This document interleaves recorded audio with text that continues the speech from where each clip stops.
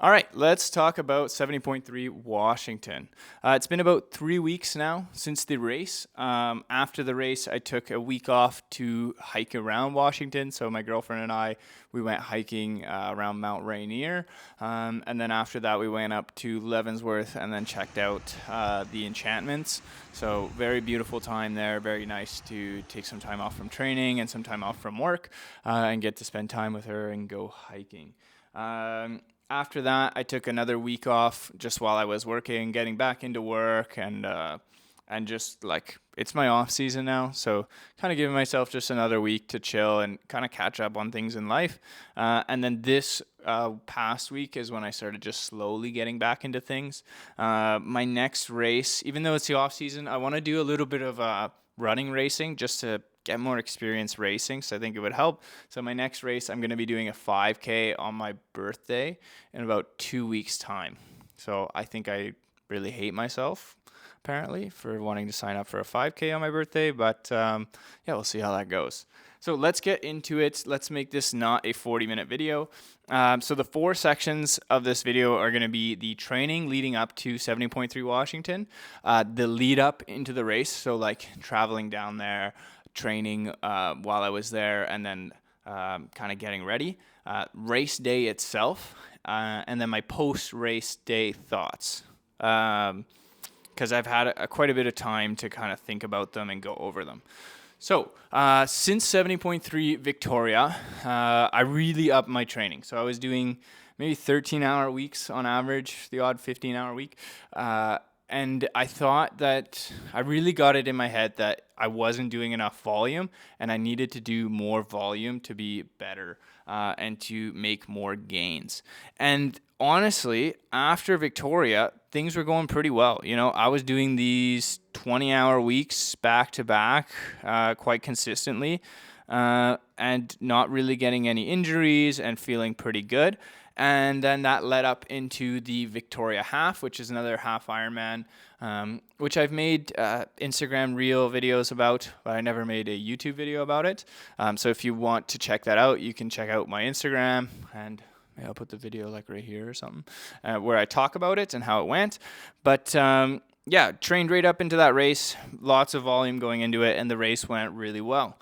After the race, I didn't really take much time off. It was kind of right back into a training, 17-hour week the week after, 16-hour week, 21-hour week. So it was within 3 weeks after that race that I started feeling burnt out. So that was the first mistake that I made. I just kept pushing volume, even though I think there was a bit of a combination. Maybe it was like with work days getting longer and trying to still push that same volume out. So I was cutting how much I was sleeping. I was cutting how well I was doing nutrition. You know, with such short amount of time, it's hard to hit everything so perfectly. I was doing like 12-hour work days. So that takes about like 13 hours of my day if you count getting ready, driving there, getting home, that kind of thing. So it doesn't leave a lot of room for training before and after. And it definitely doesn't leave a lot of room for sleeping, and it doesn't leave a lot of room for nailing nutrition.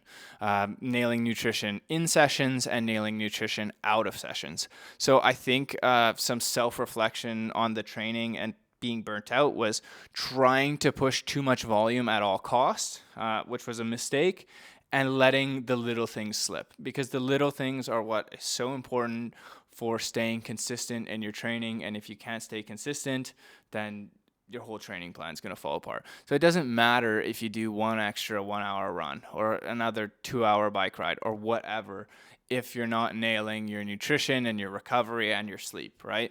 So I think that was one big lesson that I learned. It's don't just blindly go for volume, and don't just blindly go like, okay, I need to do all this to really nail and to get better. Because I think had I cut back a little bit as my days were getting longer and focused more on that sleep and focused more on eating properly, getting the right amount of calories and getting the right food in, I think that could have made a really big difference to my season and my training. Because after getting burnt out, it kind of worked out that my girlfriend was visiting around that time as well. She's long distance, or we're long distance, so it was nice to take some time off and spend the time with her and hang out with her and not focus on training. So the burnout kind of coincided well with a week off, but taking a week off in the middle of the season, and it wasn't just like a week off, like, oh, I'm still doing like a little bit of zone 2. It was like just a solid week off with no training. Not the best for my training, I think. After that, went right back into another 20-hour week, another 15-hour week, and I thought things were going well. I was feeling good. I was trying new things out with my coach as well. We were trying some double threshold sessions. And like I said, I'm going to make a video talking more about my training specifically. So I won't delve too deep into it, but I will say that I was quite enjoying doing double threshold sessions, especially the way my day pans out at work. It worked very well. So things were going well coming back from the burnout. And then it took 2 weeks and then I got sick. So I think I got sick from work. I work in aviation. I fly float planes. So I see a lot of passengers that are traveling. They come off international flights. They talk to me. I get sick. It's just the way it is, unfortunately. So I was sick for about 4 days, it looks like, and it was bad enough that I had to take a whole day off work. I just felt so out of it. There was no way I was doing any training. It was just like dizziness and not feeling good and sore throat and stuffy nose, and yeah, it just really wasn't going to get any training done. And then so slowly got back into training. Then I did an 11-hour week, and then it was race week. And even on race week, I had some issues just, I think, feeling overwhelmed trying to get everything done before the race. So even race week, I have a lot of red sessions, I'm looking at my training peaks here, and the amount of red is not good. I think it's fine to skip the odd session if you're not feeling good, or if you think it's not going to go well, or I don't know. But if you look at the rest of the year in relation to this lead up to this race, lots of red. So burnout, got sick, and then on top of that, about a week or two beforehand, unfortunately my job told me I was being laid off for 3.5 months during the winter. Because float planes is very seasonal work, they told me that I would have work all year round. They even confirmed it, and then 3 days later decided, you know what, never mind, you don't have work this winter. So things were a bit stressful for me. So yeah, burnt out, sick, stressed out because of work, and then trying to plan what I was going to do going forward, because I live in a very expensive city of Vancouver. I can't afford to just take 3.5 months off work, even on EI. So the lead up into the race was not amazing, is what I would say. Not a great feeling, but I knew that. Like, I knew going into the race, I had this mindset. I talked about it with my coach. It's like, okay, like, I know that this hasn't been the best training, so I'm just going to go do what I can do. And it honestly felt like I didn't have a lot of pressure on me for this race. I didn't have huge expectations. I didn't go in like, oh, I'm going to win, or I'm going to like smash my PB. I mean, I did think I was going to smash my PB because it was such a faster course than I'd done before. The run was a lot faster, the bike was a lot faster, the swim was downriver. So it had a lot of things going for it. So I thought it would just be a fun race and I should still do relatively well. But unfortunately, it was a very tough day for me. So week of the race, things are a bit chaotic. I'm still trying to like sort out my bike. I remember on like the Monday night, I went to a friend's house so I could wax my chain because I don't have the things to do it myself yet. And then on Tuesday, I think I was like, had to go pick something up for the house. And then Wednesday, I remember like things were just not going well on the week of. Very busy trying to like deal with certain things that I just didn't want to deal with. But that's just life, I think for me, I need to just be more organized so that the week before the week of the race, I'm already ready. Like my bike's ready, everything's good to go. It's dialed in like 1 week before the race, not during the week of the race, because it was just extra stressful and it just doesn't need to be like that. So the week leading up to the travel day wasn't the best, but it wasn't terrible. Like I was still getting things done.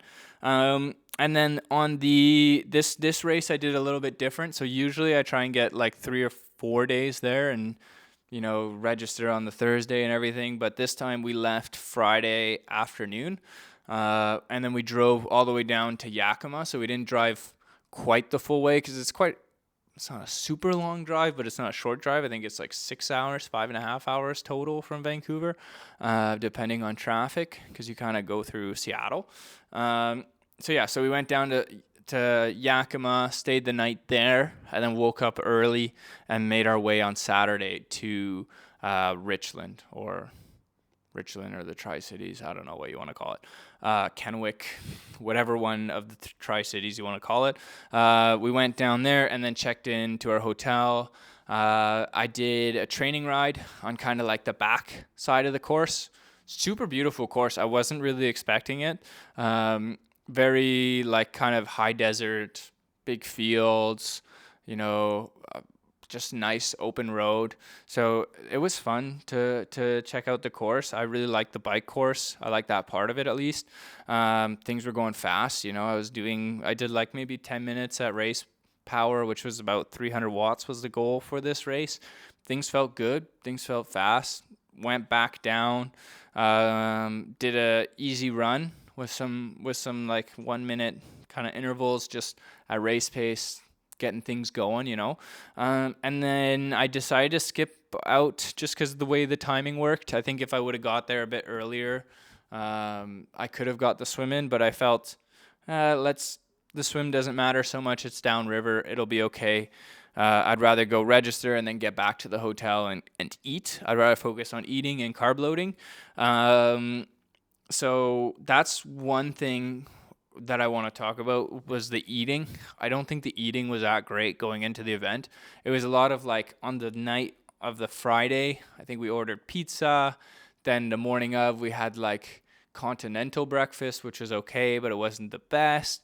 Then the afternoon we had, on the Saturday afternoon, we had Chipotle. And then for dinner that night, it was like some pasta from a restaurant. So there's a lot of eating out, and eating out isn't something I typically do. I usually just cook very consistently the same thing. It's a lot of rice and beans for me and a lot of pasta made at home. So very consistent for what I eat. So when I go out and eat out, I think my stomach maybe wasn't the happiest.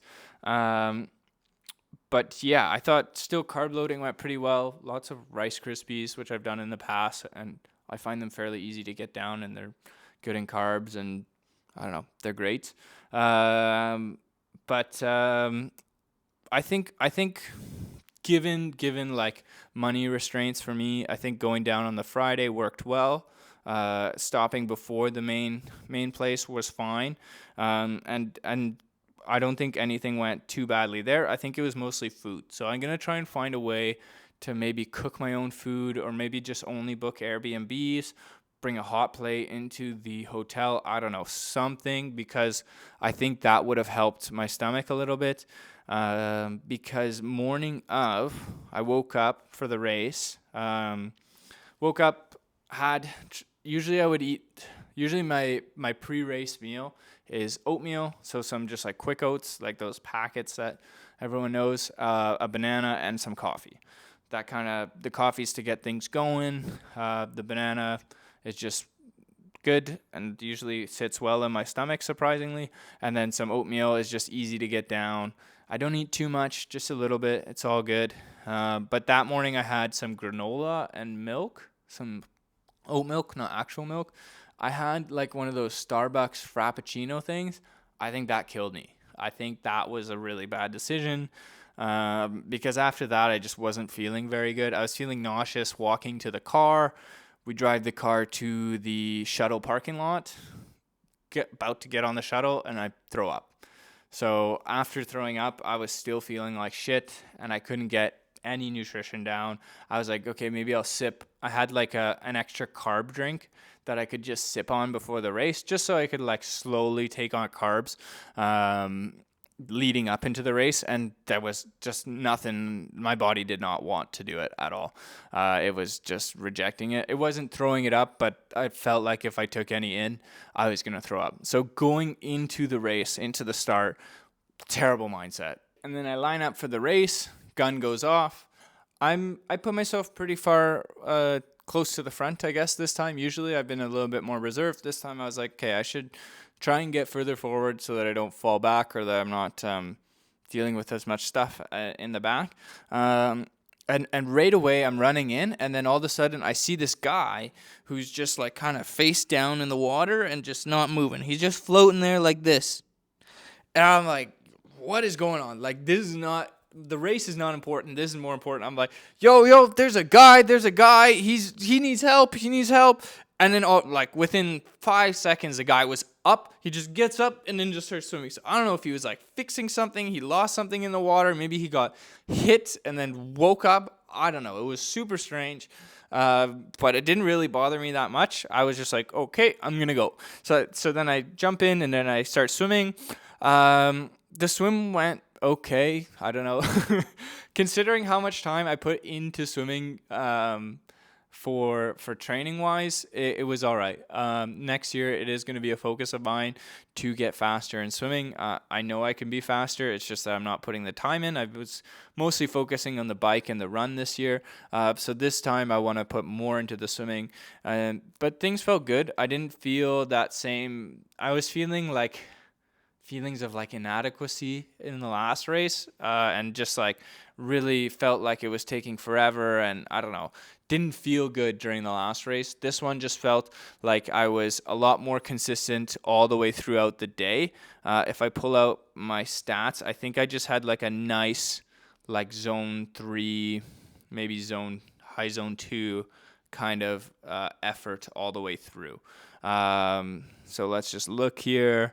Yeah, very consistent heart rate all the way through, around the 150, 155, all the way until the end. At the very end of the swim, I got super confused. Like, I should have checked out the swim exit a little bit better, because there was like a dock, and then there's kind of these buoys that definitely, like, thinking about it now, it was a lot more evident than I thought while I was in the water. But there's this band on the dock, and they're just going nuts. There's like a whole marching band, and they're just playing their instruments, and I'm trying to look up, and I'm trying to figure out where I'm supposed to go, and I'm like, what is going on with this marching band? Like, it is super distracting, and make my way out, run out, still not feeling great, like food-wise or stomach-wise. Run to the bike, get all my stuff on. Kind of a slow transition. I realized I put my helmet on, grabbed all my stuff, and was good to go. And then as I'm running with my bike, I was like, oh, I didn't clip up my helmet. I'm going to get in big trouble. So I try and like lean my bike against me, and then I clip up my helmet, and then my bike like falls. I have a video, so I'll show you guys the video, but it was a mess. It was a mess of a transition, very slow. I think the mindset for me was just like, let's have good events, like each event, but I didn't have huge expectations. So get on the bike. Things feel not bad, honestly. I was like, okay, this feels good. Start pushing some watts, start pushing like 3 to 330-ish range, 300 to 330. So I'm just going to pull up the bike, and things felt good right at the very start. You know, I was like, oh, this is nice. Like, this might go well. So I'm pushing, and then I noticed like that I'm pushing 300 watts, maybe a bit more, like my average watts. I have my average watts up, and I'm pushing this 300 watts, and people are passing me, and I'm like, what is going on? Like 300 watts for someone my size, so I'm about 155 pounds. I think that works out to like 4.2 watts per kilo or something. I'm sure there's faster people. I'm not saying I'm the fastest person, but it wasn't just one person. It was like person after person after person passing me, and I'm like, what is going on? So I'm super distracted by everyone passing me. I'm still putting out good wattage, and I'm still feeling a bit nauseous, not wanting to take on any food. So I'm thinking like mentally, it's one of two things. I'm like, okay, I either have a flat. So I was trying to look to see if I had a flat, and I kept looking down at my wheels, but it's always a bit weird while you're on the bike, especially in TT, to look and see if you have a flat. It didn't feel like I had a flat. I haven't gotten a lot of flats, luckily. Let's knock on wood here, but yeah, I haven't gotten a lot of flats. So I didn't really know what it would feel like. I assume it feels horrible, but yeah, it wasn't a flat. I even had a guy pass me on the bike. He said, because he could see I was looking, he's like, "Don't worry, you don't have a flat." And I'm like, "Well, I'm pushing 300 watts, and everyone's passing me like it's nothing." And he didn't really say much, and I was like, "What is going on?" And it wasn't just like they were passing me, and I would hold on to them for a bit, and then they would go. They were just like flying past me, like I was like very slow. And then I could see my average speed was like 30 kilometers an hour. And I'm like, what is going on? This is whack. And I know the start of the race for sure, very, very uphill, like huge hill. You're doing most of your elevation for the whole race in that start of the race. But 30 kilometers an hour just seems so off, like something was going wrong, and I couldn't get it out of my head. I'm like, okay, maybe I feel a lot worse than I think. Maybe I am super sick or something. Like mentally things were just going crazy in my head. I'm like, maybe I threw up. I'm super sick. Maybe my power meter is malfunctioning and I'm not actually hitting 300 watts and something's going wrong. And then I got to the part of the course. So there's a big uphill into a big downhill. I got passed by like road bikes. And I'm like, okay, there should be nobody on a road bike passing me. This doesn't make any sense. Like, unless this guy's in the Tour de France, I'm like, this not making any sense. Then women started passing me. So I got passed. I think if I look at the results on the app, and I kept going down and down and down. And like, how you check in every once in a while when you pass a timing mat? I got passed by like 60 people. I think I came out of the water like in the top 20, and I fell all the way down to like 85th place. And I think it was when I got to the part of the course that I had done a course recon on. So I rode it the day before, and I was pushing the same watts as the day before, and I was doing like 31 kilometers an hour. And literally the day before, on the same bike, the same conditions, I was pushing 41 kilometers an hour. So right then and there, I'm like, okay, I'm getting off the bike. Like, I'd already wanted to get off the bike and check what's going on. Like, something's happening. Either like I have a mechanical of some kind or something. So I'm like, you know what? I can't lose any more time here. I should just get off the bike and check it out. So I hop off. Instantly, I look at my front wheel, and I have rim brakes. And I think I've tried recreating the situation. I thought that maybe I had over tightened my quick release for my wheel, but I don't even think that's it. I think it was like a combo of over tightening it and it not being quite in the right place. But essentially, for the first 50 minutes of the race, my front brake had been rubbing on the track the whole time. So I had been just riding, putting in like it says for the first 50 minutes on Strava that I did. Or 52 minutes, I did 290 watts average at 30.8 kilometers an hour with a freaking brake on. So I get off the bike, I see this, I fix it instantly, I get back on the bike, and instantly I'm going like over 40 kilometers an hour. And I'm like, God, that was so dumb. Like, that was so unbelievably dumb. I kind of wanted to DNF right there. I was like, oh, what's the point? Like, my race is ruined. I've fallen so far back. And I was like, you know what? Screw it. Like, who cares? Let's just see what I can do. At this point, I'm still not really taking on nutrition either. So it's just like not a great race. But I'm like, let's try not to DNF. Let's just see what we can do, see how it goes. It's good experience at the end of the day, more than anything. And then I just started passing everyone. That felt good. If you ever do this, you fall behind because of something, and then you just start passing everyone. It feels great, especially passing back all these people that passed you. And it was just like person after person after person. Looking back as well again in like the app, you could see it was like plus 20, plus 20, plus 20 every tying mat I hit. So I remember talking to my parents and my coach, and they're like, what was going on? My mom thought I was doing like some weird kind of strategy maybe. I was like, no, I assure you that was not a strategy. It was awful. There was some weird stuff going on. I remember like when I got to the back, maybe like last quarter of the race, there was like this big group around like the maybe 20 to 30th positions, and they're all just drafting off each other. And I was questioning it a little bit. I'm like, what are these guys doing? This is a bit wacky. Don't do that, guys. Like, be better than that. There's no drafting. Don't do that. But anyways, I was able to pass them, no problem. And so I think I worked my way up into like that top 20 position again, which was honestly not so bad. So if I break it up, I did 52 minutes at 31 kilometers an hour, or just under, at 290 watts. And then I did an hour and a half at 41.3 kilometers an hour. So you can just see how much, yes, the back half of the course was faster, for sure.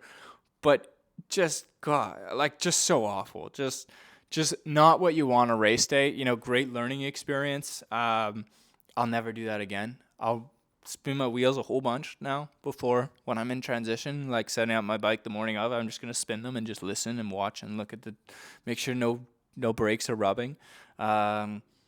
Honestly, all in all, it was a 223, my Strava says. I think officially it was closer to like a 224. For not having any nutrition, I had 2 bottles, each having like 90 grams of carbs each, maybe a bit more. I think it was closer to like 110, and I had half of one bottle. That's all I could get in. I took water at 2 of the aid stations, so just because I don't have any water on my bike, my plan was just, okay, finish the 2 bottles and take some water in. So I only had like half a bottle at each aid station. I would grab it, drink, toss it out. And so, yeah, so at this point in the race, it's almost 3 hours in, and I've had about like 50 grams of carbs. I get off the bike, and I get onto the run. My girlfriend's cheering me on. I'm like yelling like, oh, I can't believe this happened. Like, like I'm still running, but I'm trying to explain to her why it was like so awful, going like why I felt so far back and then gained back all these places. And on the run, I had my nerd belt, which was great. I tried taking a little bit of nutrition early on, and it was like, no, don't do that. So I think like maybe my stomach wasn't that bad. Maybe I wasn't that sick. But because I had made it that far into the race without really taking much nutrition, I didn't want to risk it. It's like mentally it's so difficult where you're like, well, I threw up in the morning. So then you're like, well, I don't, like the whole day you're like, I don't want to throw up again. It's going to make the race so much harder if I keep throwing up. So I kind of had to like figure something out. Tried taking a bit of nutrition on the run. It just wasn't happening. So I resorted to just like, okay, well, you need water at least. Like, you might not be able to take nutrition in, but you definitely need to get some water in. So every aid station, I was taking 2 cups of water, and then 2 cups I was dumping on me. So I was dumping them, trying to drink water. So I was at least getting some water in every like 2 or 3 kilometers. But boy, it was a rough run. And I was just trying to not bonk the whole time. It was just like, okay, I feel not terrible, but let's try not to bonk. I ended up getting a 123, so about a 358 pace. It's not that slow for me, so I'm really interested what I could have done had I had a good day, had I been able to take nutrition the whole run, because for doing so if that was, my total time was 4 hours and 13 minutes, and I took 50 to 60 grams of carbs the whole race. So yeah, basically it was not a great day, but I'm happy with what I made of it at the end of the day. So nutrition's definitely going to be something that I'm revamping next year, and I'm focusing more on doing it in training. So really like always having nutrition in training. My first year of triathlon, that's what I did. It didn't matter what I was doing. I was doing an hour zone 2 run. Yeah, you don't need nutrition. It's kind of a waste almost, but it doesn't hurt to have it, because then you're just getting in this habit of always taking it in and just like getting really good at always training and always having this nutrition. I don't see the damage that it's causing. Obviously, if you have struggles with like diabetes and stuff, then be careful with that kind of thing. But yeah, I think just practicing race nutrition more often maybe could help, and racing more, because I still don't know what happened race morning. Why did I feel so bad? Why did I throw up? Was it nerves? Was it kind of like this guilty nerves where I was like, oh, I'm making a lot of excuses going into the race. This is not like not acceptable, but like, why am I making all these excuses? That kind of thing potentially. Or it was just like nervous for how it was going to go. I thought I felt pretty good. I was like, it doesn't matter how I do. I'm just going to go there, have fun, see what I can put out, and just try and have the best day that I can have. But yeah, the throwing up, the not taking any nutrition, the break, it was probably the worst race of the year in that sense, but still happy that I pulled through and finished. I still finished with an 11th overall and second in my age group. So not like the most terrible race. Like as soon as I finished, I went straight to the medical tent because I was terrified. I was like, I've never done this. I've never trained. I've never done 4 hours and not taking any carbs in and barely taking water in and not taking any sodium in, because my sodium's in my carb mix. Like it's all one big mix for me. So I was definitely nervous about what was going to happen to me, but they said, if you feel good, you're fine. And I felt fairly good. I'm very surprised at how I felt. The next day I was feeling sore, but I guess it was just like a low zone 3 day for me. It wasn't a big push. It wasn't like this. It didn't feel like I raced, which is a common theme for me. It feels like in these races. So yeah, lots to learn from this race. What did I think about the race? How'd it go overall? I think, like, if we're just talking about the race objectively, it's beautiful location, very well organized, easy to get to, generally good like execution on race day. Like the whole shuttle system always sucks, but it worked well for the event. And honestly, I was able to like drive over and park and wait for awards later, and it wasn't really an issue, and I wasn't breaking any rules. So overall, I'd say, yeah, it was actually a pretty well-run event, and if it works with my schedule next year, then I don't see why I wouldn't go. It's only like a 6-hour drive from Vancouver. I'd love to do the race again and kind of redeem myself from this year. But yeah, if we're talking about training leading up, I've kind of said my thoughts on that.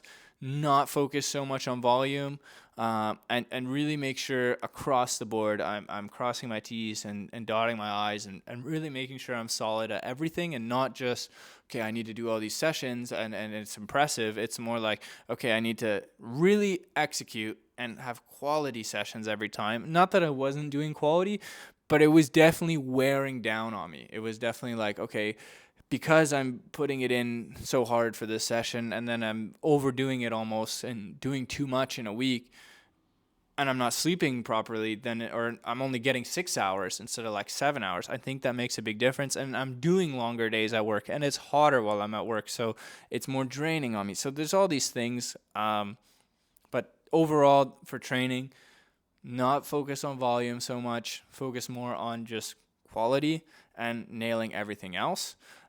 Pre-race would be mostly just comes down to nutrition. So making sure I have everything that I'm used to having.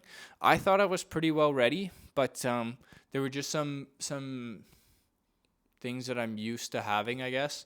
Especially when I race in Victoria, I can stay at my friend's house, so it's a lot more comfortable. You're in your own country, you have the same food that you're used to. I know USA and Canada are very similar, but our grocery stores are still somewhat different. Small differences in products, but yeah. For the race itself, it's make sure your bike is fully mechanically working before the race. I don't know. I did some upgrades to my bike too. I got like a new between the arms water bottle. I changed my tubes for latex ones. I thought things were going well. My bike felt really fast. I fixed some wiring at the front. Like everything was feeling really good. So I'm a little bit disappointed there. the run was fine. But yeah, I'm gonna make another video shortly, kind of detailing my training overall for the year and what I want to work on next year, and maybe as well another video on kind of like nutrition and then another video on kind of like my plans for what I'm gonna do for races next year.